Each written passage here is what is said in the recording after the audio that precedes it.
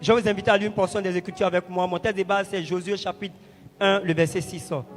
Je lis la parole du Seigneur. Fortifie-toi et prends courage. Touche ton voisin, dis-lui fortifie-toi et prends courage. Il dit, car c'est toi qui mettras ce peuple en possession du pays que j'ai juré à leur père de le leur donner. Je vais dire à quelqu'un, tu ne mourras pas sans voir l'accomplissement des promesses de Dieu pour ta vie. Je dis, tu ne vas pas partir de ce monde sans voir l'accomplissement des promesses de Dieu pour ta vie. Si le peuple d'Israël a vu la promesse, toi aussi tu verras la promesse avant de quitter cette terre. Bien aimés, comprenons que lorsque nous parlons de préalable à la conquête des territoires, nous parlons des conditions indispensables qui doivent être réunies avant toute conquête. J'aime ce que notre Père a dit dimanche dernier.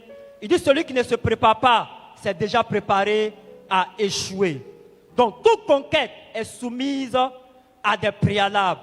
Les préalables, bien aimés, c'est le temps de préparation. Si vous violez les préalables, vous êtes parti pour échouer. Mais tu n'échoueras pas au nom de Jésus. Je dis, tu n'échoueras pas au nom de Jésus. Territoire ici ne fait pas seulement allusion à un endroit géographique. Nous faisons allusion également, bien aimé, à des secteurs d'activité, tout comme à des domaines de la vie. Vous savez, pour certaines personnes, le territoire conquéri est le monde des affaires. Pour d'autres, c'est la politique. Pour d'autres encore, c'est l'éducation, la finance, la médecine, l'agriculture, la technologie, les médias, le ministère, et j'en passe. Alléluia. Lorsque Moïse meurt et que Josué prend les commandes, Dieu va donner une instruction très capitale à Josué, que nous venons de lire. Il dit à Josué, fortifie-toi et prends courage. Et vous verrez que c'est une instruction que Dieu répète à maintes reprises dans le même chapitre de Josué 1. Il va répéter cette même instruction au verset 6. Il va répéter cette même instruction au verset 7. Il va répéter cette même instruction au verset 9. Et au verset 18, ce n'est plus Dieu qui parle, c'est le peuple maintenant qui dit à Josué, fortifie-toi et prends courage. Bien aimé, lorsque Dieu répète une instruction, cela sous-entend que cette instruction est capitale. En quelque sorte, c'était la clé majeure pour la réussite de la conquête. Donc, si Josué était privé de cette clé, il n'allait pas pouvoir conduire le peuple à conquérir Canaan. Vous savez ce qui me choque? C'est que Dieu demande à Moïse d'imposer ses mains sur Moïse. En quelque sorte, il reçoit un transfert d'onction. Il a suivi les enseignements de Moïse. Il a marché avec Moïse depuis sa tendre jeunesse. Mais Dieu lui dit, ce n'est pas suffisant. L'onction que tu as reçue n'est pas suffisante. Le fait d'avoir marché aux côtés de Moïse n'est pas suffisant. Le fait d'avoir entendu Moïse, les enseignements de Moïse n'est pas suffisant si tu ne t'armes pas de courage. J'aimerais dire à quelqu'un bien aimé, il est possible d'avoir l'onction et demeurer dans l'anonymat si tu n'es pas un homme courageux. Il faut du courage pour manifester l'onction. Il faut du courage pour dire à un paralytique, lève-toi et marche. Il faut du courage pour dire à un sidien, tu es guéri. Bien aimé, il faut du courage pour dire à un aveugle, vois au nom de Jésus. Pourquoi? Bien aimé, si tu n'es pas courageux, tu vas te dire, mais si ça ne marche pas, qu'est-ce que les gens vont dire? Si ça ne marche pas, les gens vont se moquer de moi. La Bible déclare dans le livre de Matthieu que le royaume des cieux est soumis à la violence, est forcé du moins. Et ce sont les violents. Le mot violent ici est mis pour les personnes courageuses. Il dit ce sont les violents qui s'en emparent. Bien aimé, si tu n'es pas courageux, tu ne peux pas t'emparer des bénédictions. Si tu n'es pas courageux, tu ne peux pas t'emparer des promesses. Si tu n'es pas courageux, bien aimé, tu ne peux pas avancer dans cette vie. J'ai vu des gens hyper intelligents, bien aimés, mais restés à la traîne. Et j'ai vu des gens bien aimés dont le QI était nul, mais avançaient dans la vie parce que ces personnes-là étaient assez courageuses pour prendre des risques. Le tout n'est pas d'être intelligent. Le tout est d'avoir du courage. Je prie que le Seigneur te donne du courage. Oh, je dis, je prie que le Seigneur te donne du courage. Non, dis-le bien. En Hébreux chapitre 6, le verset 12. Est-ce qu'on peut m'aider avec le micro? Merci. En Hébreux chapitre 6, le verset 12.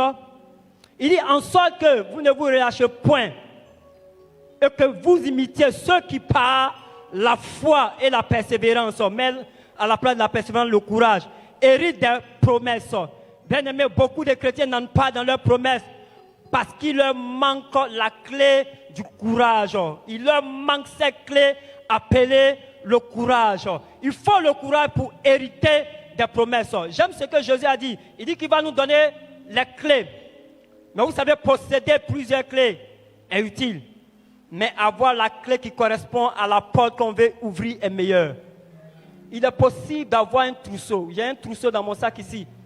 Mais ce n'est pas sûr qu'une seule clé dans mon trousseau de clés puisse ouvrir ta porte. Donc, le fait d'avoir plusieurs clés est une bonne chose. Mais avoir la bonne clé est meilleur. Je prie que Dieu te donne la bonne clé dans le nom de Jésus. Oh, je dis, je prie que Dieu te donne la bonne clé dans le nom souverain de Jésus-Christ. L'instruction fortifie-toi et prends courage renferme plusieurs vérités. Mais ce matin, je vais partager 4 des vérités avec vous. C'est pourquoi je vous ai dit que je n'ai pas la prétention de vous donner une liste exhaustive de préalables. Alléluia. Mais pour moi, je pense que ces 4 clés, si vous les avez, bien aimé, 2026 sera une année extraordinaire pour vous. Je dis 2026 sera une année extraordinaire pour vous.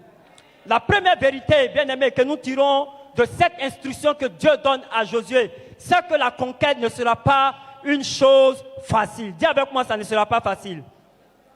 Non, dis-le bien, ça ne sera pas facile. Vous savez, aujourd'hui, dans le corps de Christ, nous avons beaucoup d'adeptes de la facilité. C'est pourquoi la conquête est devenue une chose difficile pour les chrétiens. Trop d'adeptes de la facilité. Jésus n'a jamais promis une vie facile. Il a promis une vie de possibilités. Il dit tout est possible à celui qui croit. Et non tout est facile à celui qui croit. Nous avons renversé ce verset-là. Nous avons dit tout est facile à celui qui croit. Il dit si on a traité ainsi le bois vert, quand fera-t-on du bois sec? Donc si Jésus, bien-aimé, a connu des souffrances, des difficultés, des épreuves, toi aussi tu connaîtras des difficultés. Qu'on arrête de vous flatter pour dire que la vie chrétienne c'est une vie de bonbons.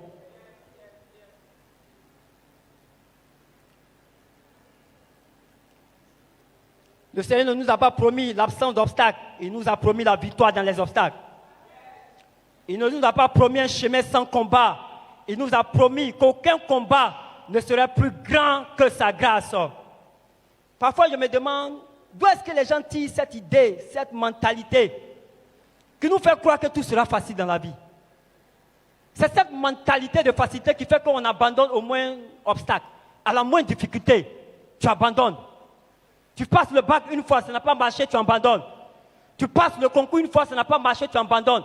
Bien aimé, dans l'administration, il y a des gens qui ont passé le même concours 10 fois. C'est parce qu'ils ne sont pas là pour te rendre témoignage. Je vois le pasteur qui lève sa main. Plusieurs ont passé le même concours 5 fois, 10 fois. Toi, une seule fois, tu as abandonné.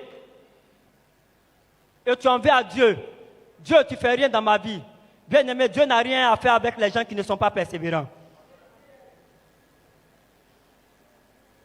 Bien aimé, si vous voulez réussir dans cette vie, abordez-la avec la mentalité que tout ne sera pas forcément facile. Cela vous prépare à faire face aux obstacles. Les difficultés, les obstacles et les oppositions font partie de la vie. Regarde un voisin, dis-lui les difficultés font partie de la vie. Dis-lui les obstacles font partie de la vie. Non, dis-lui bien, les obstacles font partie de la vie.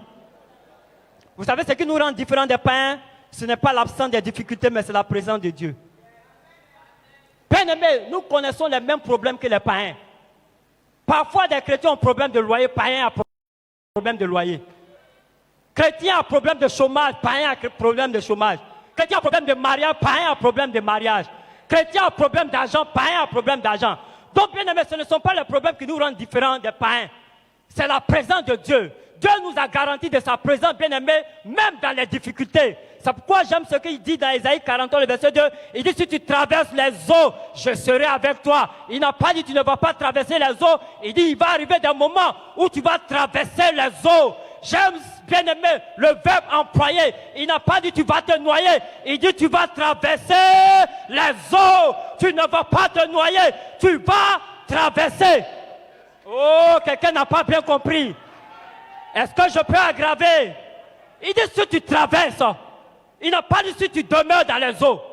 Il dit si tu traverses, c'est-à-dire quelle que soit, bien aimé, l'intensité des vagues, tu vas traverser. Et je te vois traverser les eaux, bien-aimés, de la pauvreté. Je te vois traverser les eaux de la maladie. Je te vois traverser les eaux du chômage. Pourquoi est-ce que ton amen est si faible? Il dit, et le fleuve, ils ne te submergeront point. Si tu marches dans le feu, donc il va arriver des moments, bien-aimés, où tu seras dans le feu.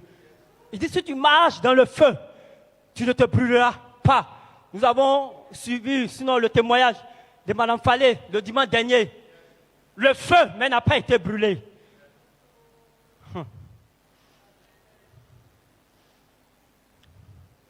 Et la flamme ne t'embrasera pas. Il dit à Jérémie, dans le livre de Jérémie, chapitre 1, le verset 19, il dit, ils te feront la guerre. Il ne va pas empêcher la guerre. Vous savez, bien aimé, comment est-ce qu'on peut savoir que notre Dieu est grand s'il ne permet pas des problèmes? Dieu permet parfois exprès des problèmes dans ta vie pour te démontrer sa grandeur et démontrer sa grandeur à tes ennemis. Cette maladie n'est point à la mort, mais c'est pour ma gloire. Mais qui a permis la maladie? C'est lui. Parce qu'on lui a dit, ton ami Lazare est malade et il est resté là-bas en train de bien manger et Lazare est mort. C'est quand Lazare est mort qu'il vient. Parfois Dieu permet que le problème s'aggrave pour que ton témoignage soit plus dangereux. Oh, tu n'as pas compris. Lorsque la situation se complique, ne t'affole pas. Lorsque, bien-aimé, les médecins te disent qu'il n'y a plus de solution pour toi, ne t'affole pas. Car Dieu permet par moments, bien-aimé, que la situation devienne compliquée humainement parlant. Et lorsqu'il se manifeste, ton témoignage devient du jamais vu. Je vois Dieu accorder à quelqu'un en ce lieu un témoignage appelé du jamais vu. Oh, Dieu t'accorde un témoignage du jamais vu. Donc il dit à Jérémie, ils vont te faire la guerre, mais ils ne te vaincront pas. Quelle est la raison? Car je suis avec toi. S'il est avec moi, ils peuvent me faire la guerre. S'il est avec moi, ils peuvent venir, bien-aimés, par un chemin, mais ils s'enfuiront par sept chemins. S'il est avec moi, ils peuvent se lever, mais ils ne pourront pas me vaincre. Dans le psaume 24, le verset 23, verset 4, il dit, le Psalmiste dit, quand je marche dans la vallée de l'ombre de la mort, je ne crains aucun mal, car tu es avec moi, la présence. Bien-aimé, la présence de Dieu nous garantit une victoire dans les épreuves. Je dis, la présence de Dieu nous garantit une victoire dans les épreuves. Le problème, c'est que nous ne sommes pas conscients de la présence de Dieu. Nous ne marchons pas avec cette pleine conscience que Dieu est avec nous. Parfois, on veut des agitations pour savoir que Dieu est là. Bien-aimé, Dieu n'a pas besoin des agitations pour te démontrer qu'il est avec toi. Alléluia. La Bible déclare que notre corps est son temple. Donc, s'il habite en toi, tu veux quelle agitation encore pour, bien-aimé, avoir la confirmation qu'il est avec toi? Lorsque tu as la pleine conscience de la présence de Dieu, bien-aimé, ça change tout. Je dis ça change tout. Ta démarche change. Ta manière de vivre change. Tu n'as pas besoin d'un gendarme pour vivre une vie correcte devant Dieu. Parce que tu sais que Dieu est là. Lorsque, bien-aimé, tu as besoin des regards pour mener une bonne vie, c'est la preuve que tu n'as pas une pleine conscience de la présence de Dieu avec toi. Tu as l'impression que quand tu as quitté l'église, Dieu est resté à l'église et toi tu es allé seul.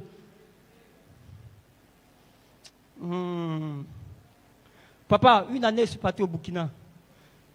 Et ma mère me dit, voilà les sorciers qui voulaient te tuer là. Il ne faut pas les saluer. Si tu les salues, que ton papa voit, ça va devenir un scandale. Tu connais ton papa, non? Je lui ai dit, maman, ma vie avant Christ et ma vie avec Christ, ce n'est pas la même vie. Laisse-les me saluer. Et je lui ai dit, si un sorcier me tue, ne croyez plus en Jésus. Mais le même sorcier, il est encore vivant. Papa, il est encore vivant. Il avance, moi aussi, il avance. Mais on va se croiser quelque part.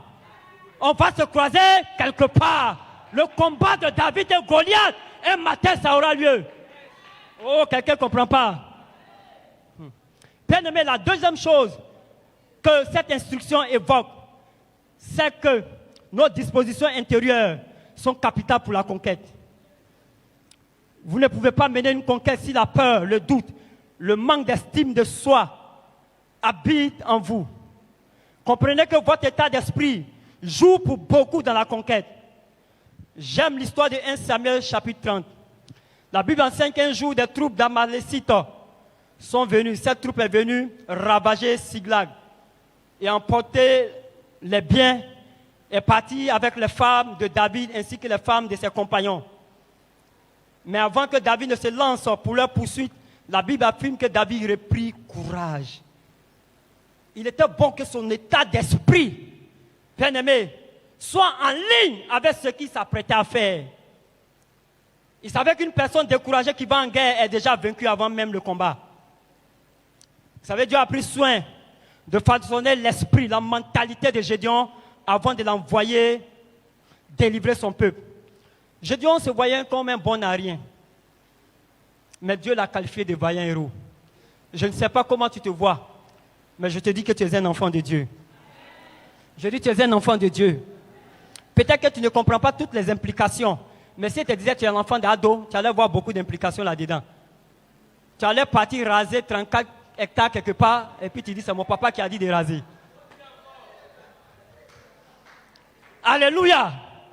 Mais quand je dis que tu es un enfant de Dieu, Dieu qui est au-dessus des présidents, Dieu qui est au-dessus des rois, la Bible déclare qu'il est celui qui renverse et établit les rois. Je dis que tu es son enfant. Et si tu es son enfant bien-aimé, oh, bien-aimé, oh non, non, non, non, non. Tu es l'enfant de celui qui élève et qui rabaisse, celui qui a pouvoir de vie et de mort. Tu es son enfant. J'aime ce qu'il a dit dans la Bible. Il dit, je donne des peuples à ta place. Il n'a pas dit, je donne une seule personne. Je donne des peuples à ta place. Dieu peut détruire toute une nation à cause d'une seule personne. Il peut épargner aussi une nation à cause d'une seule personne. Un seul de ses enfants. Il a dit à Abraham, si je trouve 10 justes, je vais épargner Sodome et Gomorrhe. Malheureusement, il n'en a pas trouvé.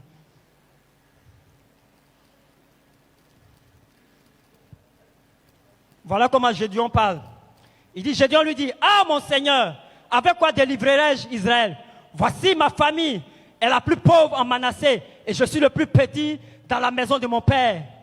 J'aimerais dire à quelqu'un ce matin, les projets de Dieu pour ta vie ne sont pas à la taille des ressources de ta famille, mais à la taille de Dieu. Tu n'as pas compris. Je dis les projets de Dieu pour ta vie ne sont pas à la taille des ressources de ta famille, mais à la taille, bien-aimé, de Dieu. Je dis à la taille de Dieu.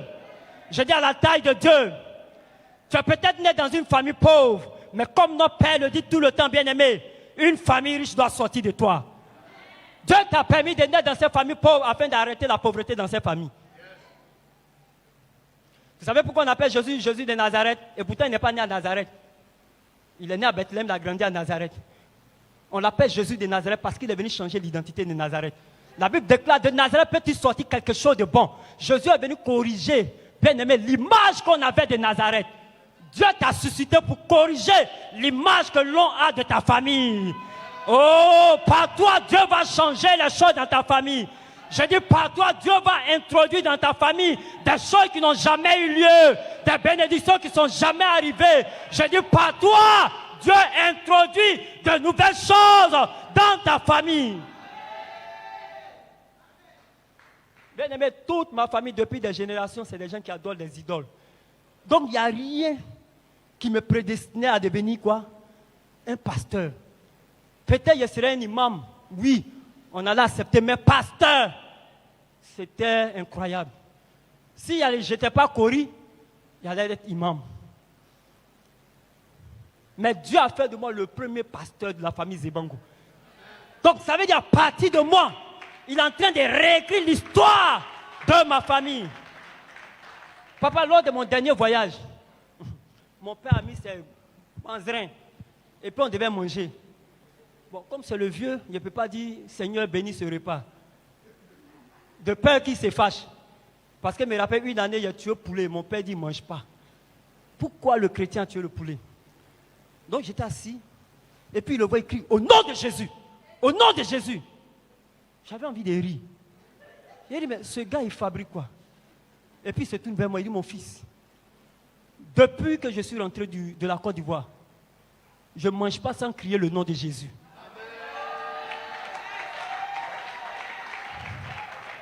Peut-être que tu n'as pas bien compris, laisse-moi bien t'expliquer. En fait, il est en train de dire, malgré tout ce qu'il a comme amulette sur les deux bras, aux reins, tout ce qu'il a mangé, tout ce qu'on a tracé sur ses langues, sur son corps, malgré tout ça, il n'est pas en sécurité s'il ne prononce pas le nom de Jésus. Parce qu'en réalité, bien aimé, il sait d'où je viens.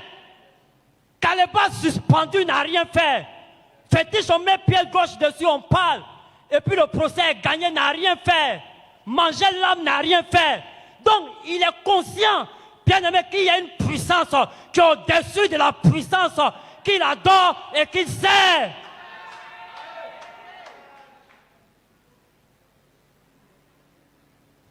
Persécuté pendant 9 bonnes années.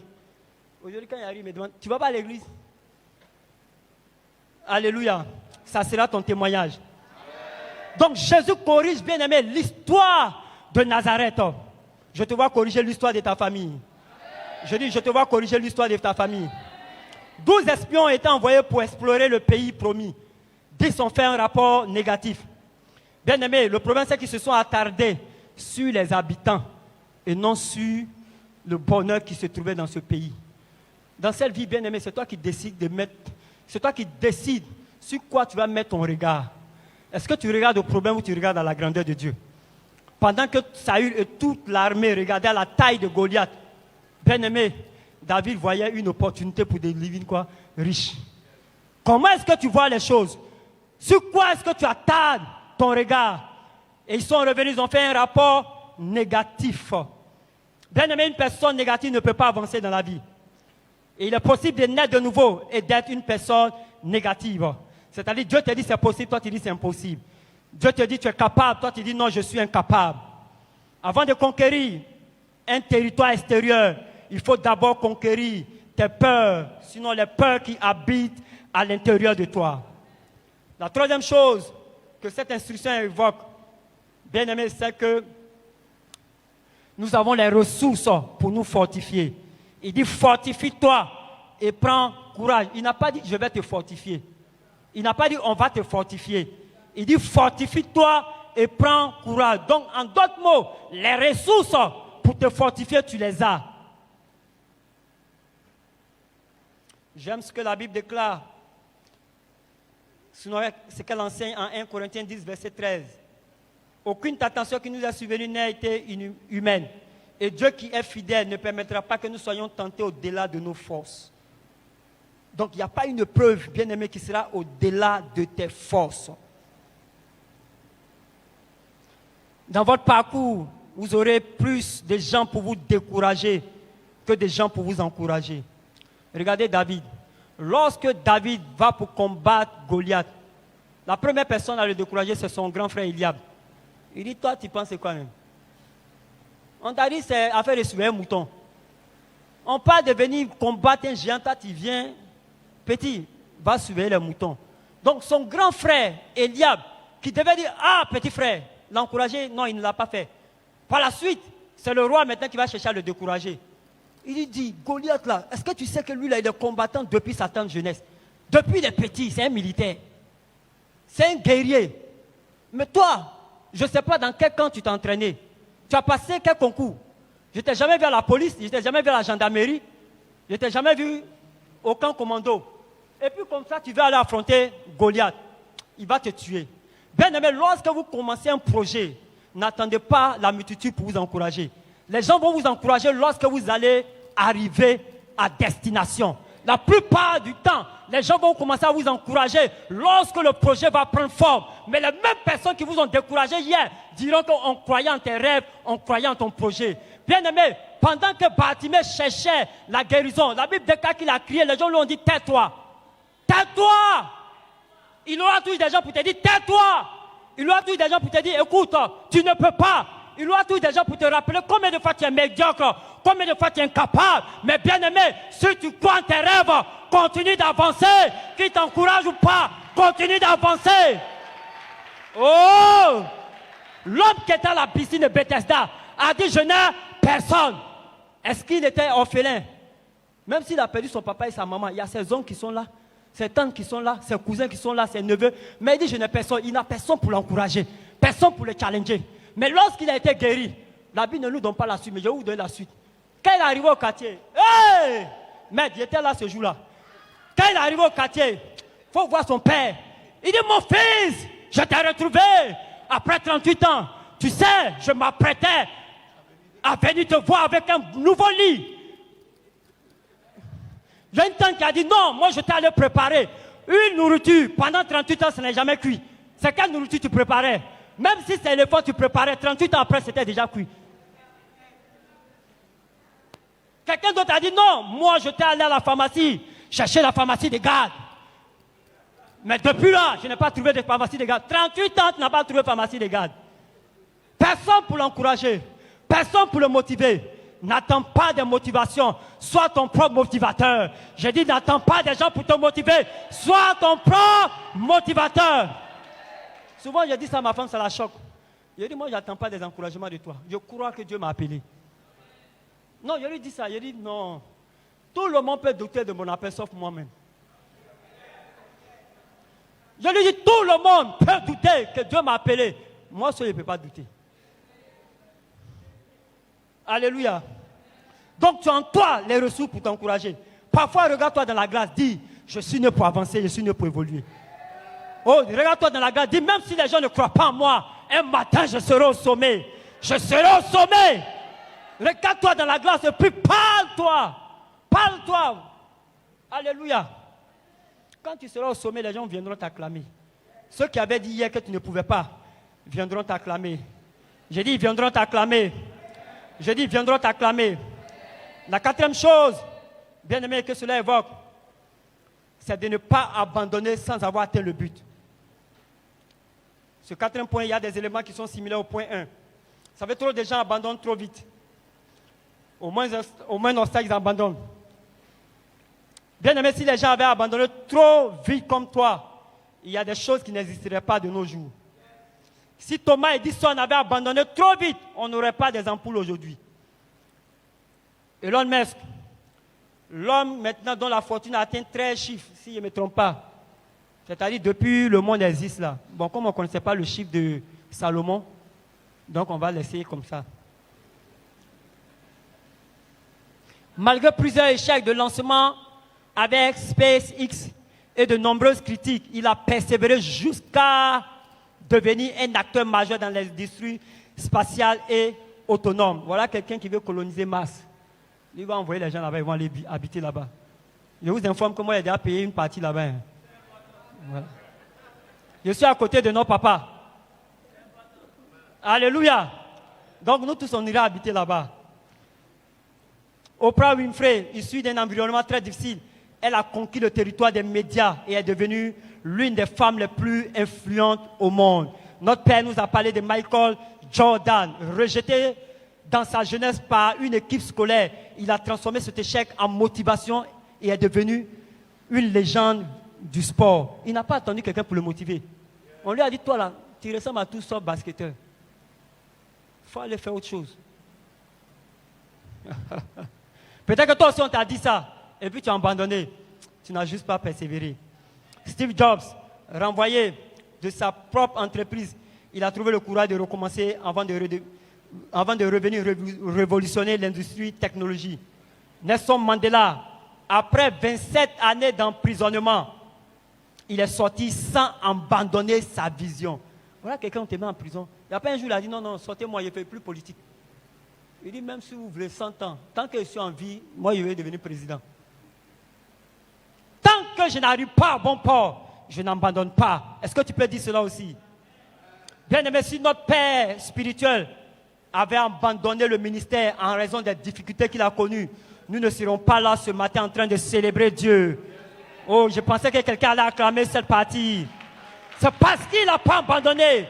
Il s'est dit en dépit des obstacles, en dépit des difficultés, en dépit des oppositions, je vais continuer d'avancer, je vais continuer d'avancer, je refuse d'abandonner tant que je n'ai pas atteint l'objectif. Bien aimé, dans la vie, on n'abandonne pas parce qu'il y a des obstacles, on abandonne parce qu'on a atteint l'objectif. On arrête d'avancer parce qu'on a atteint quoi? Sa destination. On n'arrête pas d'avancer parce qu'il y a un obstacle. Les obstacles ne sont pas là pour t'empêcher d'avancer, mais pour t'amener à réfléchir davantage.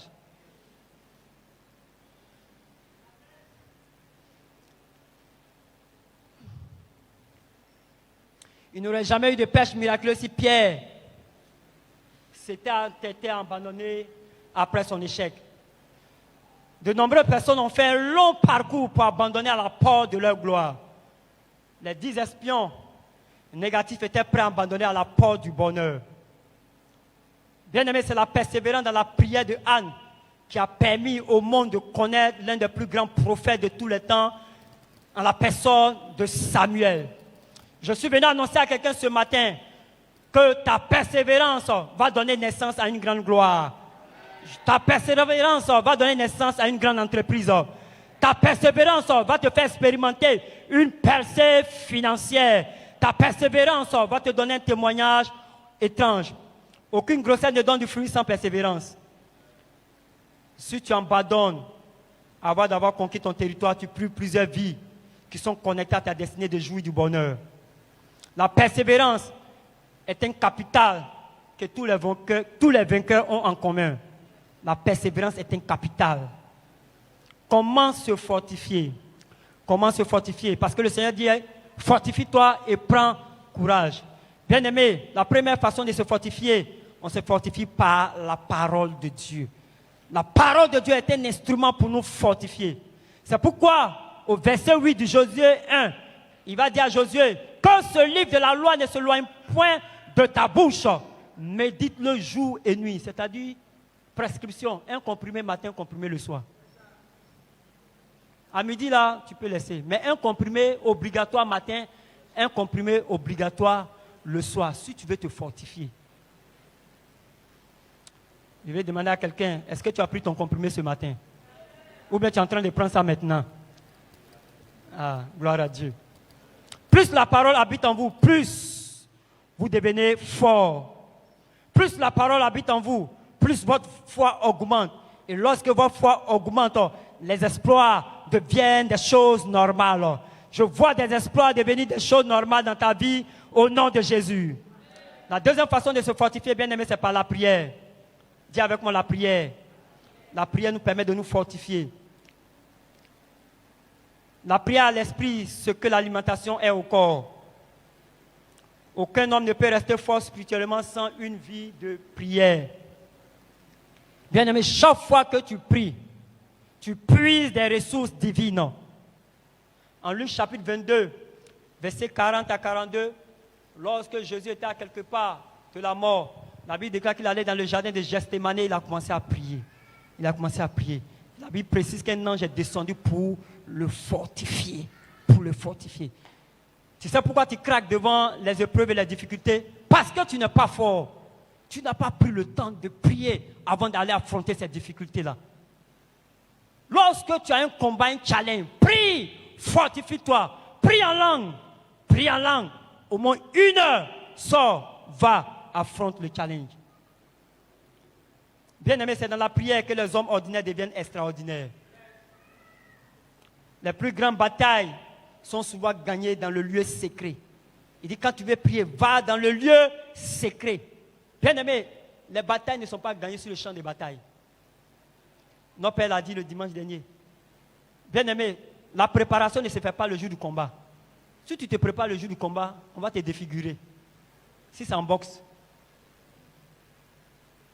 La préparation se fait hors du ring. Le lieu secret, c'est le lieu bien aimé où tu puises tes forces. Est-ce que tu as un lieu secret? Troisième élément, pour terminer. J'ai donné 4 préalables et je vais donner 3 éléments pour se fortifier. Ça va faire 7 choses dont j'ai parlé, la perfection. Bien aimé, on se fortifie par les expériences passées avec Dieu.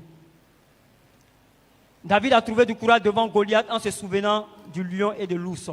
Il dit, le Dieu qui m'a délivré de la patte de l'ours et de la gueule du lion me délivrera de Goliath. Vous savez, parfois, quand je dis non, sorcier ne peut pas me tuer, ce n'est pas juste parole simple. Hein. C'est parce que je regarde à l'expérience passée. À 2 doigts de mourir, j'ai dit à mon père, laisse-moi mourir. Laisse-moi mourir. Et puis plus de 20 ans après, je suis encore en vie. Bien aimé, je ne vois pas qu'est-ce qui va m'effrayer d'en faire des sorcelleries.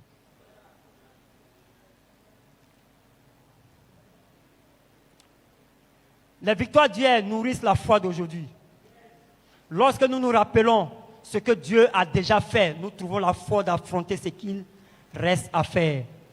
Un homme qui oublie ses témoignages devient rapidement faible. Remémore tes victoires, tes témoignages, les choses que Dieu a accomplies.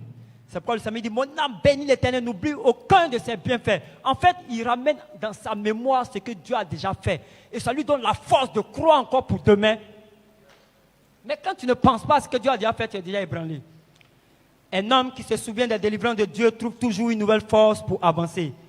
Je termine en disant que la conquête appartient à ceux qui refusent d'abandonner, qui entretiennent leur foi et qui apprennent à se fortifier continuellement dans le Seigneur. Que Dieu bénisse sa parole.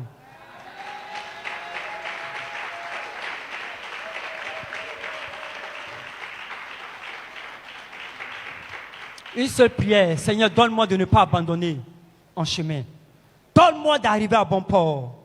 Donne-moi la force d'arriver à bon port, d'arriver à bon port. Prie le Seigneur, prie le Seigneur. Tu as 10 secondes.